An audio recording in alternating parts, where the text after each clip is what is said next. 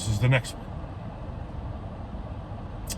Hello, everybody. Welcome back to Movie Nights with Mike. If you've seen the other review, I pretty much warned you about my review with the Boys in the Boat, directed by George Clooney, that I'd be doing another review here for you. And here is the next review. The next review is I'm a widower, so I have a lot of time on my hands, and sometimes I just want to get out of the house to go see a movie. And so even though I went and saw, I start off my day, seeing The Boys in the Boat at 3:50. I decided that I was going to get out of the house, and I wanted to go see the and do a second viewing of The Iron Claw. And the last showing of The Iron Claw was at 10:50 tonight. But instead, when I got to the theater, I noticed that there was another movie that was playing that I hadn't seen yet, and I had been intrigued about seeing. And it had started maybe like 10 minutes before, so that meant like when I got to the theater at like 11 o'clock, it was just starting. Like I was going to bypass all the previews and all that other shit, and then I would just basically get in to just see the movie. So that's what I did. I went and I saw the new Will Gluck movie. And if you don't know him, he directed Easy A about wow, it's hard to believe 2010 was almost 15 years ago. But it was. So he directed Easy A in 2014, which I believe that was, one of Emma Stone's first roles where, it wasn't her first role, but, it was like her first starring role, which helped, propel her into who she is now. And she has a movie out now as well called Poor Things. That I've been meaning to see as well, but I saw that it was showing tonight at 10:30 as well, but it's like a 2.5 hour movie long, and I didn't want to basically get home at 2 or 3 o'clock or 2:30 in the morning. So anyway, I decided that I was just gonna go see I decided I was gonna go see the Iron Claw instead, but instead I ended up going to see the new Will Gluck movie, which is called Anyone But You. And it's like a lot of his other movies, which, God, sorry I'm burping. I had a barbecue bacon cheeseburger for dinner and stuff like that, and so it's and popcorn and everything, so it's kind of, once you get to be in your 30s, your body's basically, it doesn't react the same way when you're younger. So it kind of, so if you're young, if you're watching this and you're young, be just appreciate what you have right now, because as soon as you get to be in your 30s or late 30s, or mid 30s, like I am, my God, you eat a cheeseburger, you have a piece of pizza from a certain place, my God, you feel it the rest of the night, and you feel it sometimes into tomorrow as well, the next day. Well, besides that, I'm getting off topic again, which is what I do. If you have been around for a little while and have watched any of my other reviews, you know that I kind of ramble from time to time.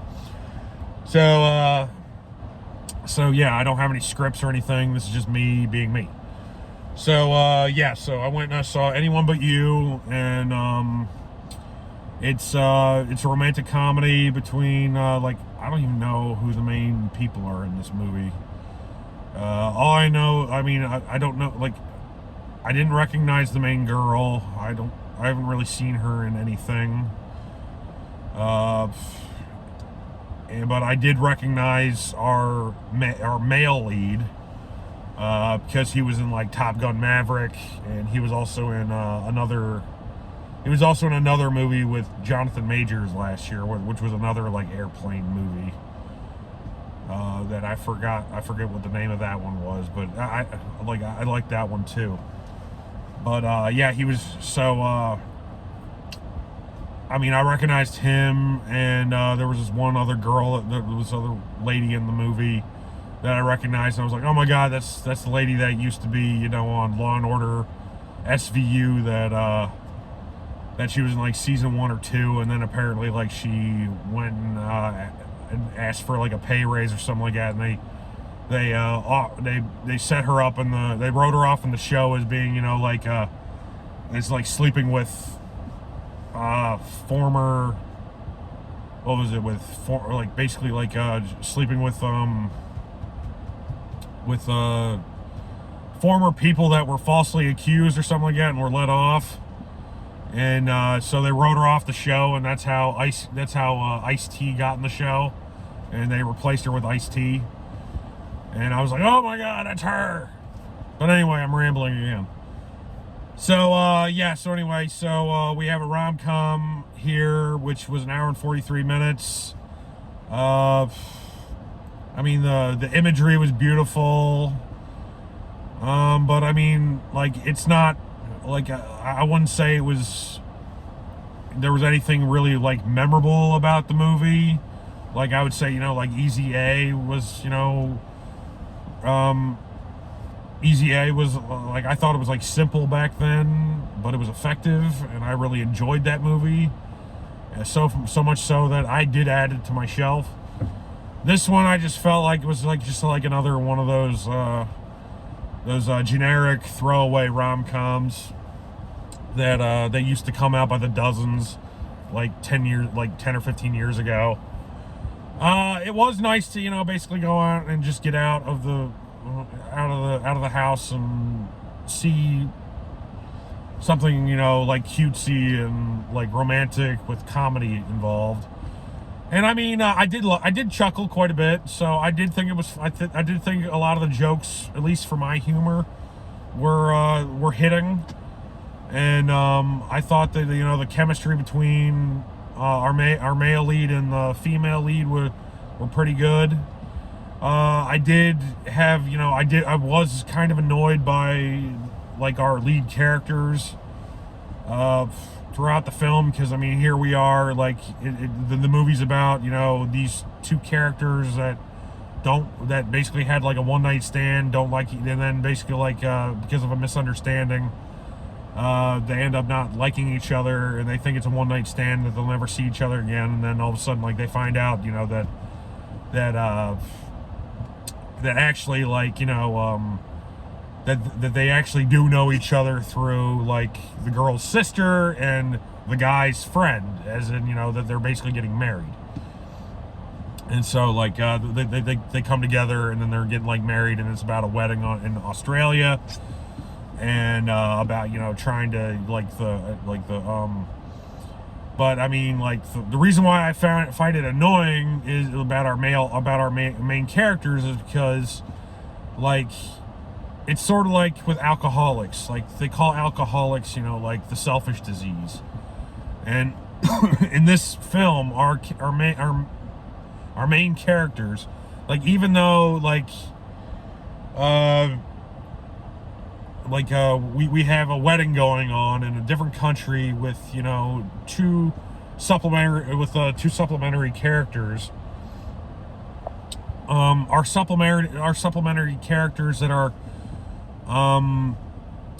that are getting married, that it should be about their wedding day and about their special day. They instead are basically like making it all about our main characters, and the fact that they're afraid that these main characters are gonna ruin their day. So like they're like they know that they had a history before with that one night, and they're basically trying to set them up to try and get them to fall in love, so that they can basically get through the festivities without any issues. And so instead of our characters who are getting married being able to enjoy themselves and be about their special time, it's like they're making it all about these people. And quite frankly, I mean, these people don't really like, I mean, they're just selfish, you know. So anyway, I mean, I thought it was cutesy in ways. Our characters here are kind of, I mean, I guess there was some character development. I did notice that there were some issues with continuity. Like, I mean, there was one scene where a guy's holding a coffee cup on a plate, and then all of a sudden, like, when it, like, basically, you know, fades away and comes back, the coffee cup's gone. Like, the coffee cup on the plate is gone, and then all of a sudden, like, when we fade out again, and we go back to showing that same character again, he's holding the plate with a coffee cup on it. So there's some continuity issues there. The guy who played Pete, I thought his acting was really subpar. Like, I mean, you could tell he was, I don't know who he was, but he, like, I mean, you could tell he was really, like, out of his element, and he was, I mean, I guess he was doing his best, but, I mean, he just came off flat. And, but other than that, I mean, I thought that it was, like, for a rom-com, I like, again, it's, like, I thought it delivered what it's supposed to. It delivers, you know, comedy and romance, but I mean, if you're expecting anything like a classic type film, it is not a classic.